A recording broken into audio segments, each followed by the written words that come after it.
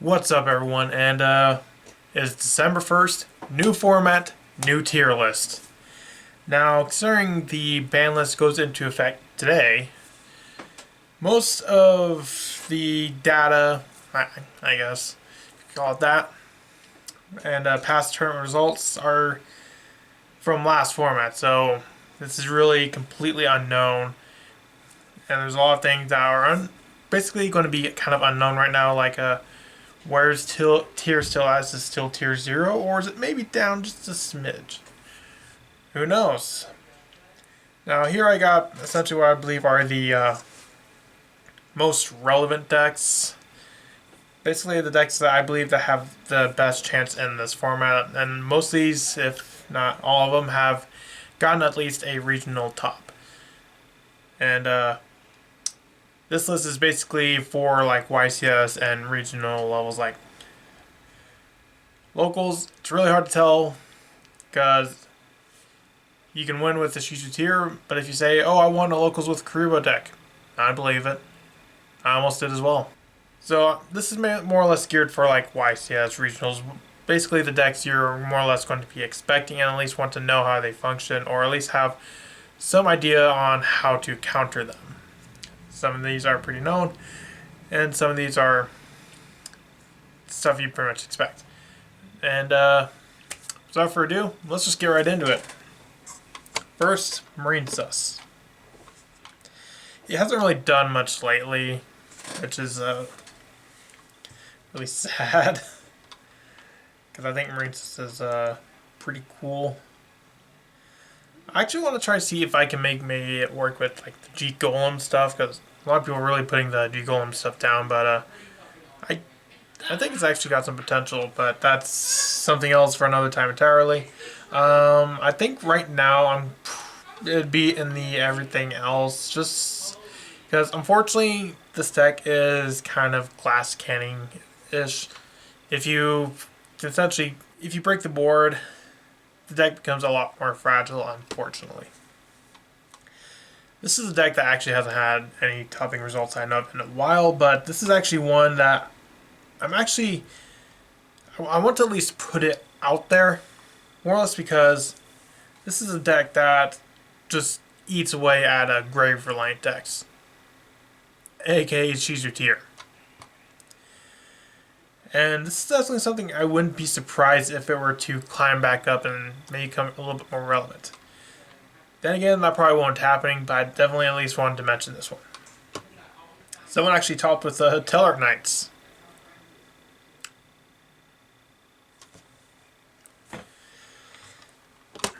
Teller Knights having Ptolemaeus back, I don't really know what Teller Knights does because outside of Diamond and Ptolemaeus, I don't know what a single Teller Knight or Stellar Knight card does.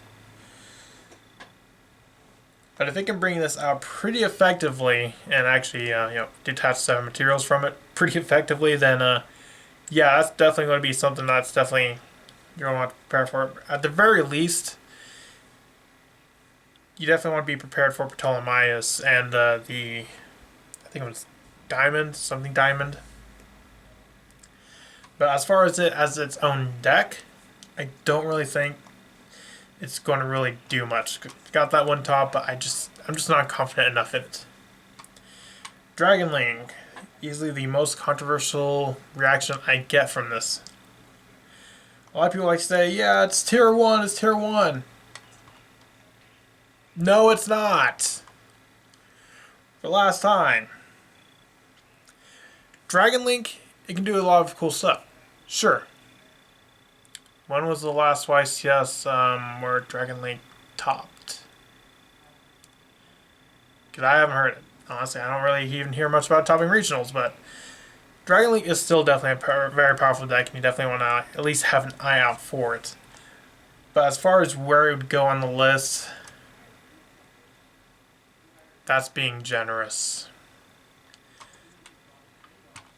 Honestly, I really want to put it here, but I know Dragon Link can potentially be pretty explosive, and it's definitely something that can steal some wins.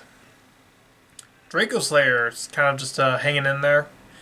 It's getting a top every now and then, which is definitely pretty cool. Actually, I've I mentioned this in the last tier. Let's actually gone against this in a 3v3, and it definitely gave some problems. But as far as the performance itself, I wasn't really too impressed. Whoops. I know it's definitely not like a tier 1. If anything, I'd probably put it in tier...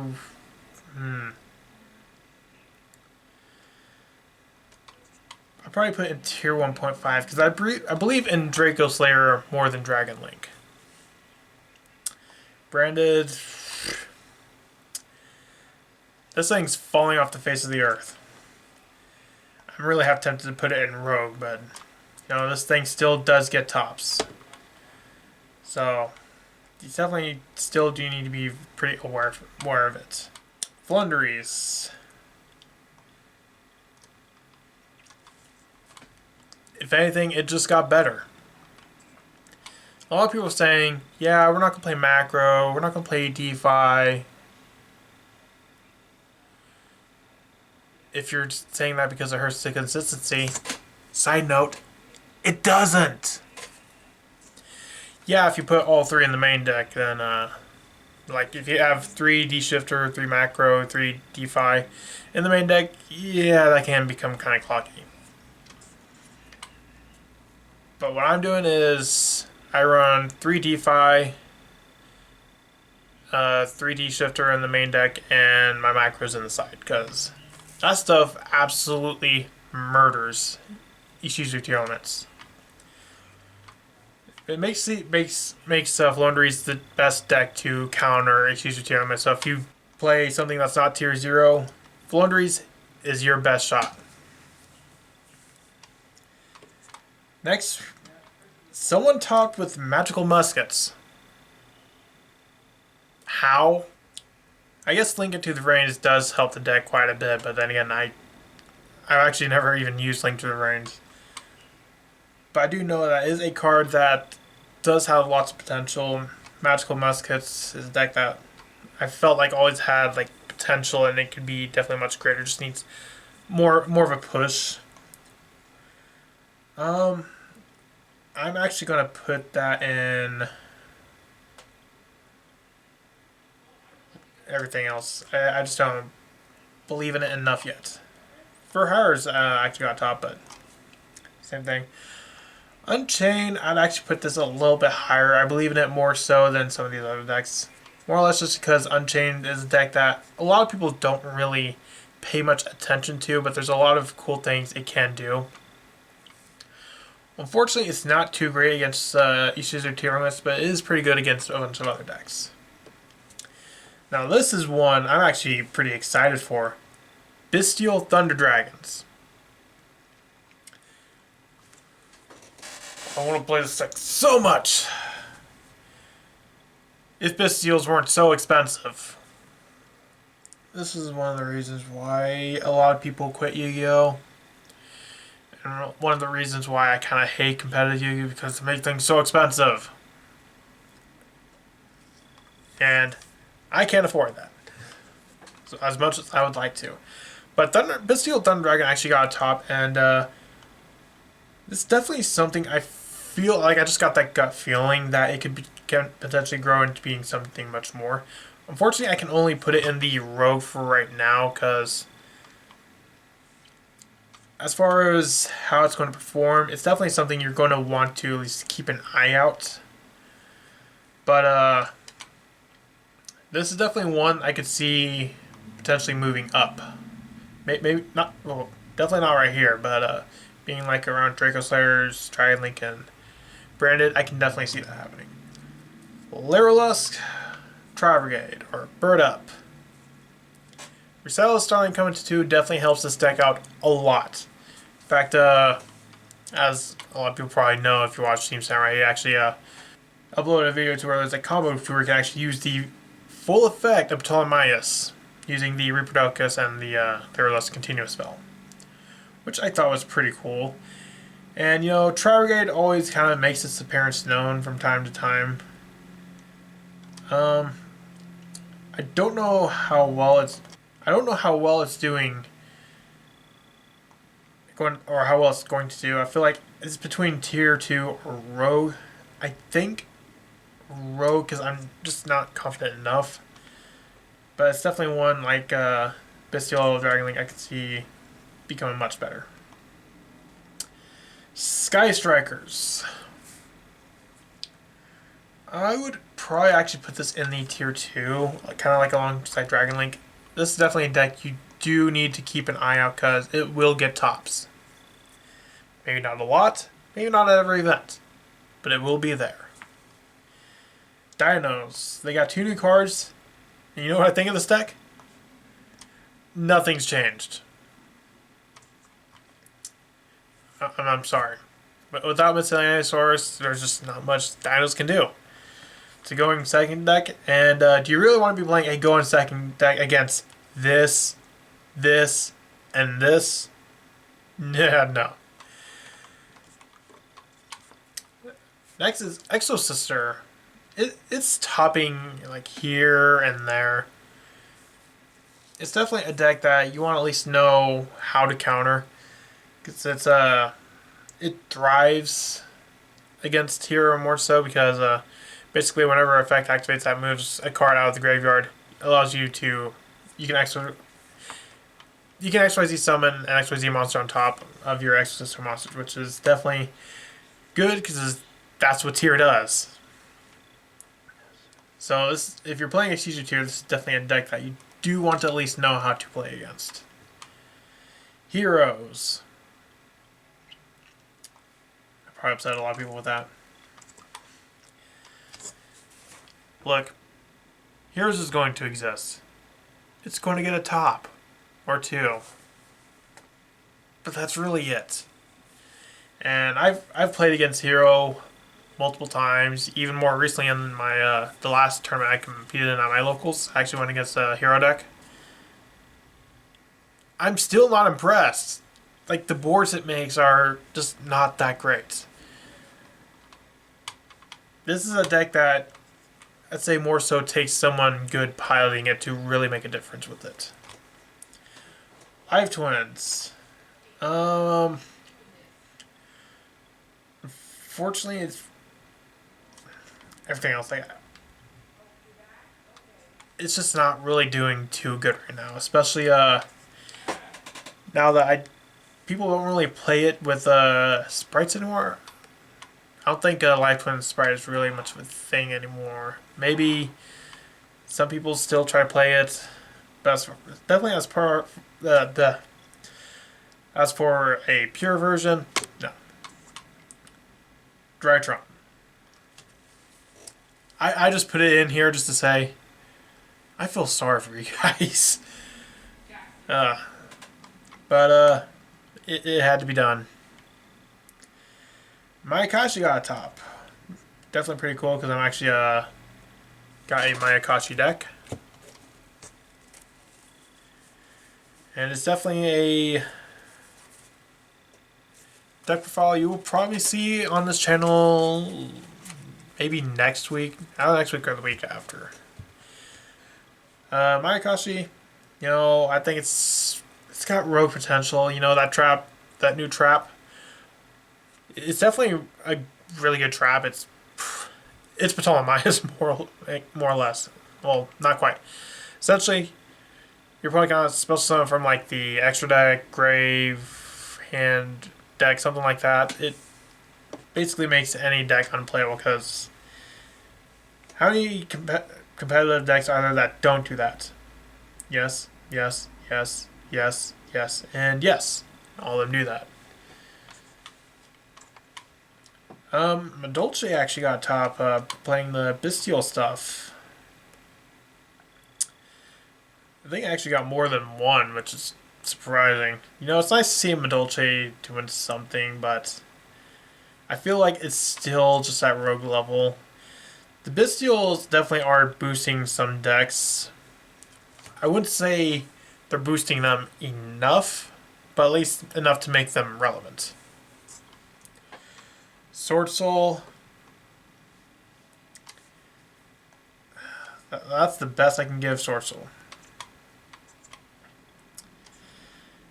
Now we're on to Yugioh tier elements.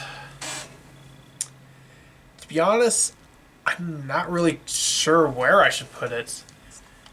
Are we still in the tier 0 format? Or has the new card we gotten back kind of bumped it down a little? I don't really know. And that's something I'm not going to know until I see actual results. I feel like it's something that's could most likely still be tier 0. But it's definitely going to be hard to tell. This is definitely one I'm going to have to more or less kind of like wait, see results, and see what happens. Sprites. Actually, it's really hard because I feel like I'm actually going to put it in tier 1.5, and sorry. This is definitely still a very powerful deck, but I just feel the best counter to tier is Flunderies. And most of the thing that Flunderies uses to counter tier also works against sprites. While DeFi and macro don't hurt sprites as much, it definitely does affect the deck. And I may be wrong about this in tier 1. It's probably still tier 1, but I guess that's like my bold prediction.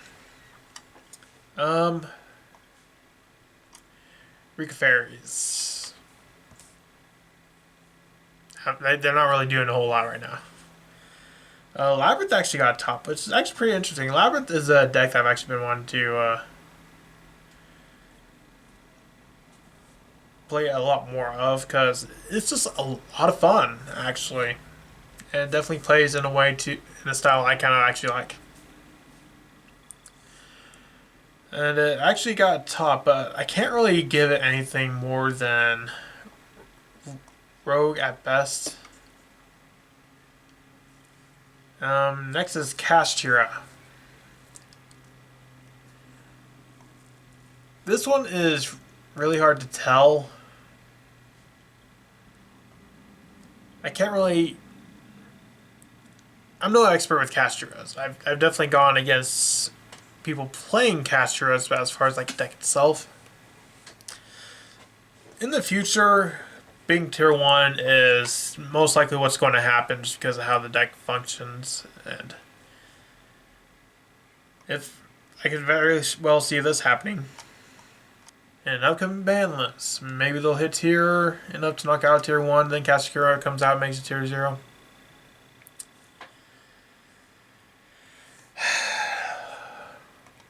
I pray that does not happen.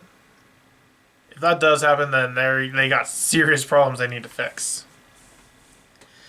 But as far as Castira right now, I'd definitely say tier 2. Borderline like tier 1.5. This is definitely a deck you at least want to know how it plays, because are you going to see it? Most likely. Next is a Scareclaw Tri-Brigade. Actually been getting some tops and some attention, but I can't really put it anything higher than Rogue right now. But definitely this would definitely be like high Rogue, borderline tier 2. So those are my predictions for the upcoming format. Now then again, like I said before, a lot of things are very undefined. Unlike last list, I'm just not as confident because today is literally the first day of the new format. This could very well easily change. As far as I know, maybe that happens. Or maybe it's still Thunder Dragon ends up being a very competitive deck. Who knows, but these are definitely the decks you at least want to be prepared for. Yugioh tier, yeah. Be fully prepared for that. Flunderies, Sprite, Draco Slayers, Castira. Definitely be prepared for those as well as these. At least be mindful of the stuff in the Rogue and everything else. I don't think you really have to worry about. So that will be all for this video, and I will see you in the next video I make. Bye.